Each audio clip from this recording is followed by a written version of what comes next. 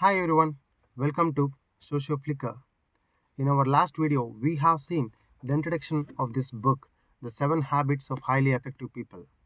Now, in this video, we will discuss the part 2 of this book. If you haven't seen the first video on the introduction of this book, I would recommend you to please watch it before watching this video.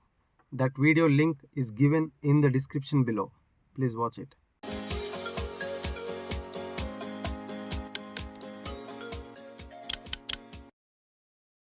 Okay, first let me give you an overview of these 7 habits.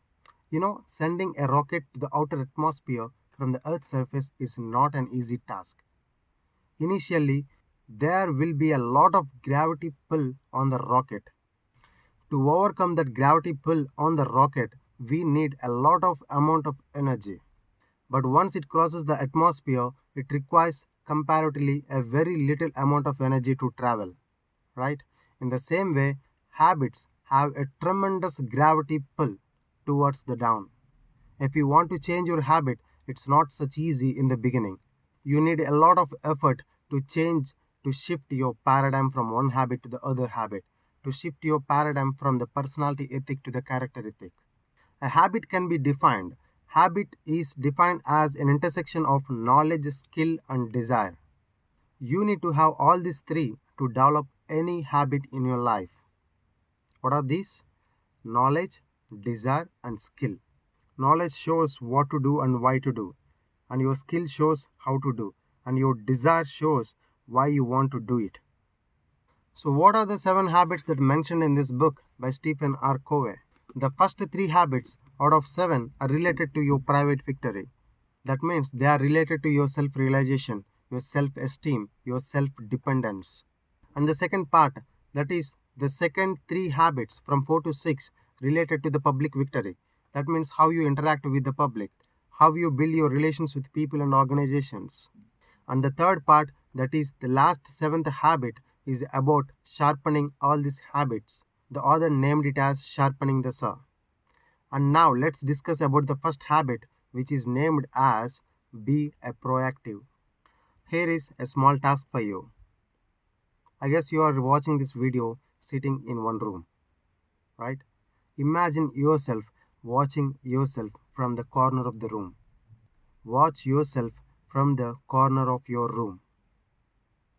You are able to see yourself that you are watching video. Imagine peacefully and how you feel it. Does your mind feel so calm and so active while watching yourself? Yes, I do feel the same.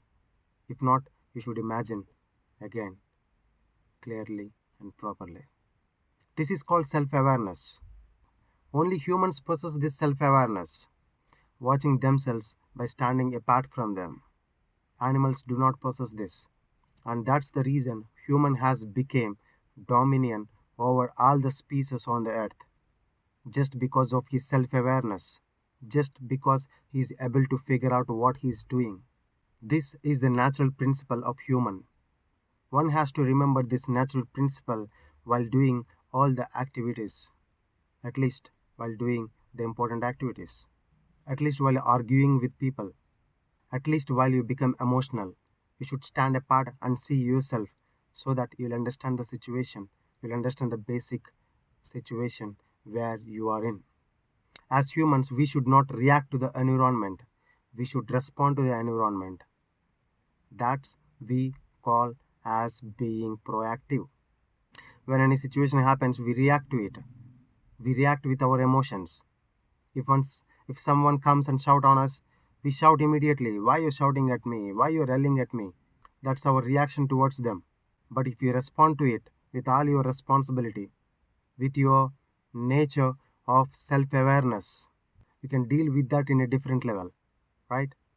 So the author says in this book, don't be reactive, but be a proactive. Our reactions to the social world are based on 3 maps, which are deeply immersed in our mind. They are genetic determinism, psychic determinism, and environmental determinism. As per genetic determinism, people says that when you react to any particular issue, they says that it's because your forefathers did it and you are doing the same thing. Your grandfather used to react in the same way as you do now. and that's why you're doing the same thing. They judge you based on your genetics. They judge you based on your DNA. And psychic determinism says that your parents did it to you. You brought up in this way, and that's the reason you are reacting this way. It's essentially your childhood behavior. It's essentially your childhood mentality. And it keeps on building your life in the same way. And environmental determinism says that your boss is doing that. Your spouse is doing that to you. Your children are doing that to you. Your environment is doing that to you. Your behavior or reaction to particular stimulus is based on the environment or people around you. We should eliminate all these things from our mind from now. Though it's hard, we should practice for doing that. Between stimulus and response, we have the freedom to choose. Stimulus means the challenges we face on every day. And the freedom to choose is based upon our self-awareness, our imagination, our conscience, and the independent will. Proactive people respond to the situation based on the self-awareness, and reactive people react to the situation without thinking of the consequences.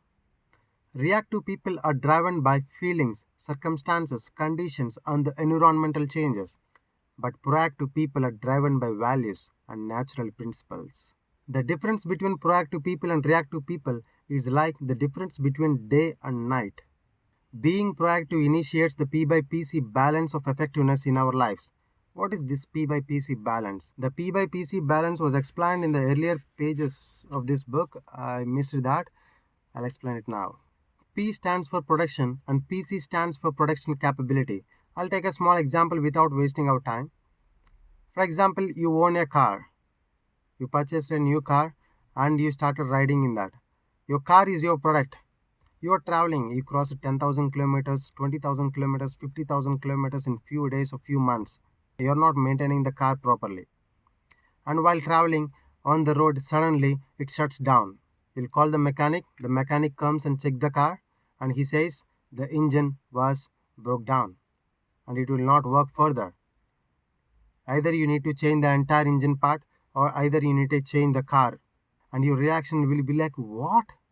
I just purchased this 2 years ago. Now how could it be down now? It's because you didn't maintain it well. It's because you haven't changed the oil properly. You're just using. That's it. You did nothing towards it. You don't have the balance between the production and the production capability. You need to take care of the production capability. If you take care of your product, it will take care of you. We need to have this P by PC balance in almost all the parts in our life.